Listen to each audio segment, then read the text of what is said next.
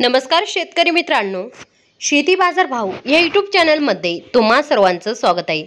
चला तर बघूया महाराष्ट्रातील कांदा बाजार भाव, आतापर्यंत आलेल्या बाजार समित्यांचे बाजार भाव। तत्पूर्वी तुम्ही जर या चॅनलवर नवीन आला असाल, सबस्क्राइब करा, व्हिडिओला लाईक करा, शेअर करा, जेणेकरून तुम्हाला नवीन व्हिडिओचे अपडेट लवकरात लवकर बघायला मिळेल।